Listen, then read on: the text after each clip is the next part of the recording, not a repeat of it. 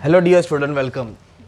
The topic we are discussing is share capital, types of share capital. मतलब share capital होता है क्या है? तो शेयर कैपिटल एक बगीचा है जिस बगीचे में किसके फूल है? इक्विटी शेयर और प्रेफरेंस शेयर्स. तो ज़्यादा करके इक्विटी शेयर्स मिलेगा. क्या मिलेगा? Equity share.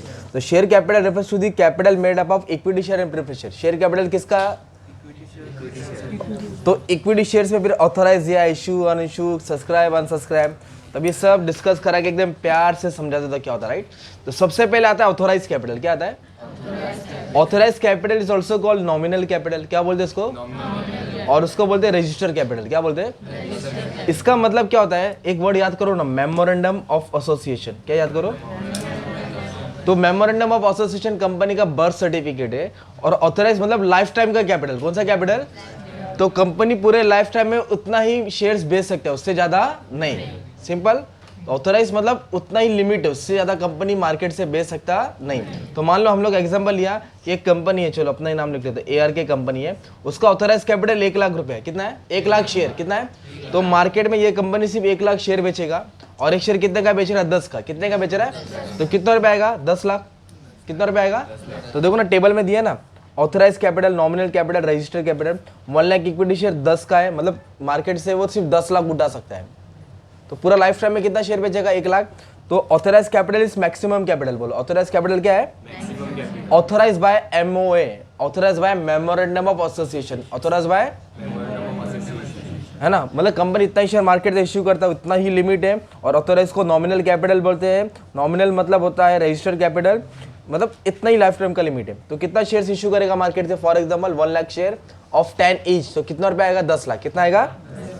तो जो ऑथराइज कैपिटल होता है ना, दो पार्ट में डिवाइड हुआ है, इश्यूड कैपिटल और अनइश्यूड. तो इश्यूड कैपिटल क्या होता है मालूम है? It is a part of authorise capital. ये किसका पार्ट है? ऑथराइज का. इश्यूड कैपिटल किसका पार्ट है? ऑथराइज का. और अनइश्यू भी ऑथराइज का पार्ट है. बट इश्यू कैपिटल क्या होता है? It is offer by the company to investor. ये कंपनी शेयर्स इन्वेस्टर को बेचने के लिए रखती है. किसको? जो शेयर्स इन्वेस्टर के पास जाता है बिकने के लिए, उसको बोलते हैं इश्यू कैपिटल. और जो कंपनी अपने पास रखती है उसको क्या बोलते हैं? अनइश्यू. अभी तक उसको बेचा नहीं है. तो इश्यू कैपिटल कंपनी ने क्या किया? मार्केट में बेच दिया. Issue capital refers to the capital offer by company to investor. किसको बेचने के लिए रखा है? इन्वेस्टर को. और unissued capital is a part of authorised capital not offer to public. Company ने अभी तक पब्लिक के पास छोड़ा नहीं है, ये अपने पास रखा है. तो फॉर एग्जाम्पल कैसे? तो 1 लाख शेयर है, राइट. तो 1 लाख में से कंपनी ने क्या किया? 40,000 शेयर इशू किया. कितना शेयर इशू किया? 40,000. और एक शेयर कितने का? 10 से. तो कंपनी के पास कितना रुपया आएगा? 4 लाख रुपया आएगा. कितना आएगा? तो 40,000 कंपनी मार्केट में बेचेगा और 60,000 शेयर कंपनी के पास रहेगा. किसके पास रहेगा? कंपनी ने अभी इसको बाहर निकाला नहीं. तो 1 लाख में से 40,000 मार्केट में जाएगा और 60,000 कंपनी के घर में रहेगा. मतलब 6 लाख का पैसा अभी नहीं बंदोबस्त करेगा, जब जरूरत आएगा तब वो बेचे. 1 2 3 4 5, है ना. तो इश्यूड शेयर किधर गया? पब्लिक के पास गया बिकने के लिए. और अनइश्यू किसके पास है? कंपनी के पास. अभी तक पब्लिक को ऑफर किया नहीं है. तो ऑथराइज में 2 गया, इश्यूड और अनइश्यू. अब इश्यू में भी 2 दिया है, सब्सक्राइब और अनसब्सक्राइब. तो सब्सक्राइब कैपिटल क्या है? ये किसका पार्ट है? इश्यू कैपिटल का पार्ट है. सब्सक्राइब कैपिटल किसका पार्ट है? इश्यूड कैपिटल का पार्ट है. और इसमें क्या लिखा है मालूम है? It is a share which is taken up by investor. मतलब इतना शेयर इन्वेस्टर ने खरीद लिया है. और अनसब्सक्राइब मतलब इन्वेस्टर ने खरीदा नहीं है. तो वापस एकदम सिंपल लैंग्वेज में, subscribe capital is a capital bought by the investor. मतलब जो इन्वेस्टर ने शेयर खरीदा उसको सब्सक्राइब बोला जाएगा. और unsubscribe capital refers to the capital not subscribe by investor. जो इन्वेस्टर ने खरीदा. तो टेबल में क्या दिया है? कंपनी ने कितना शेयर बेचने का सोचा? 40,000. तो 40,000 में से मान लो 30,000 शेयर सब्सक्राइब हो गया. कितना शेयर सब्सक्राइब हो गया? 30,000 शेयर. 10 के हिसाब से मतलब 3 लाख का बंदोबस्त हो गया. तो कंपनी को बेचने का था 40,000, उसमें से सिर्फ 30,000 शेयर बिका. और 10,000 शेयर क्या हो गया? अनसब्सक्राइब. क्या हो गया? मतलब इसके लिए कोई खरीदार आया नहीं. तो ये साइड में रहेगा ना यार. कंपनी को मार्केट में बेचने का था 40,000, पर बिका कितना? 30. और 10,000 क्या हो गया? बच गया. अनसब्सक्राइब हुआ. इन्वेस्टर ने बॉट नहीं किया, राइट. फिर सब्सक्राइब में भी 3 हिस्सा दिया. देखो, एक शेयर 10 का है ना फेस वैल्यू. कितने का शेयर है? 10 का. तो एक दिया कॉल्ड अप, एक कॉल्ड अप, बोलो called up, uncalled up, reserve. तो called up capital means amount demanded by the company on shares. मतलब कंपनी कॉल करके बोलती है भाई जो शेयर का पैसा ला, मतलब बोलती है जितने का अपने शेयर खरीदा है उसका पेमेंट करो. ऑन कॉल्ड अप क्या दिया है? Uncalled capital means amount on share not demanded by the company. Company वो डिमांड अभी नहीं करेगी.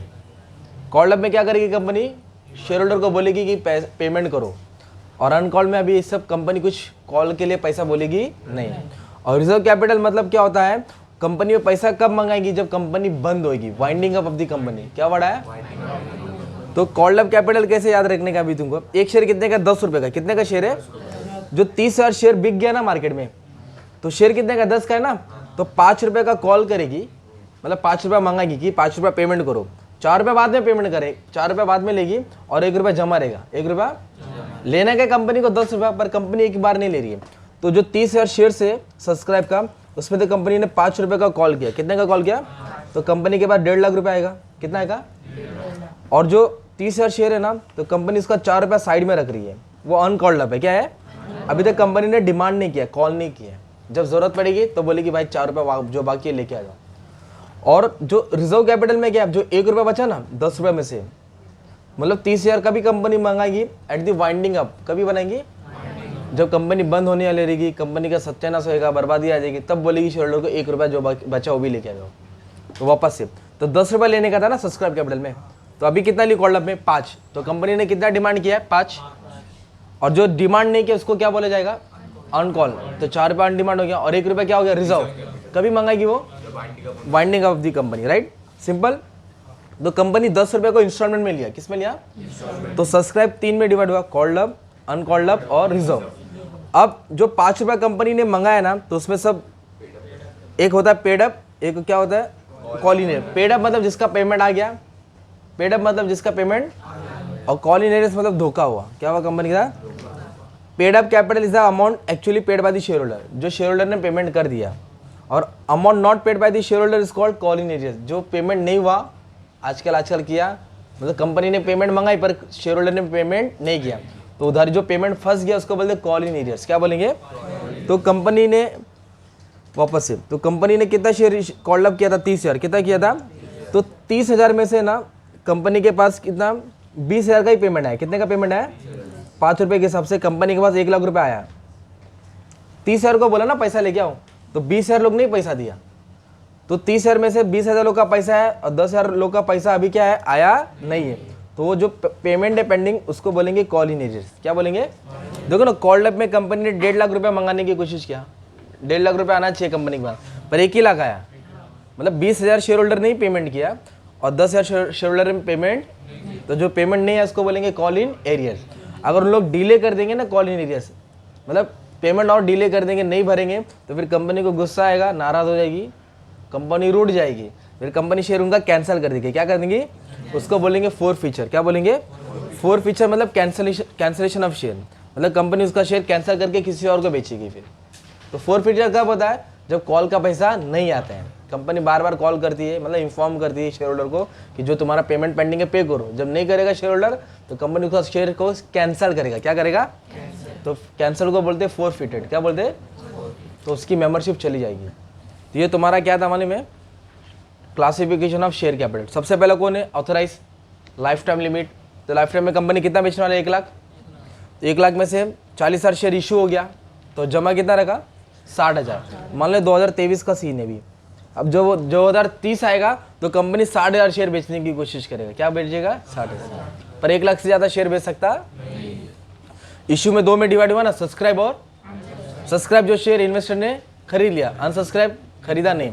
और सब्सक्राइब में भी 3 डिवीजन है, called up, uncalled up, reserve. Called up मतलब कंपनी ने पैसा डिमांड किया है, अभी तक डिमांड नहीं किया है, रखा है। रिजर्व मतलब कब मांगेगी? जब कंपनी बंद हो जाएगी। तो कॉल्ड अप में कुछ शेयर्स का पैसा आया और कुछ शेयर्स का पैसा नहीं आया। जिसका पैसा है उसको क्या बोलते हैं? Paid up capital. और जिसका पैसा आने वाला है या पेंडिंग है, कॉल इन एरियर्स। तो ये तुमने क्या पढ़े है? टाइप्स ऑफ शेयर कैपिटल और क्लासिफिकेशन ऑफ शेयर कैपिटल। बड़ा आंसर है, मार्किंग करना है तुमको, शॉर्ट में पढ़ना है। तो 59 पेज नंबर हमें आके जो समरी में दिया है ना, सबके ऊपर 2-2 लाइन भी लिख देंगे ना बच्चे लोग, तो तुम्हारा काम आसान हो जाएगा। ठीक है? और मीनिंग डाल देने का मस में। और ये जो नंबर्स है ना, नंबर्स शेयर्स का मल्टीप्लाई करके, वो हर एक्सप्लेनेशन में डाल दो 2-2 लाइन करके। वो 2 लाइन लिखने का और ये एक्सप्लेनेशन 2-2 लाइन में उधर डाल देने का। तो एक आंसर तुम्हारा अच्छा खासा हो गया है, टाइम लिया पर हो गया। राइट? Thank you.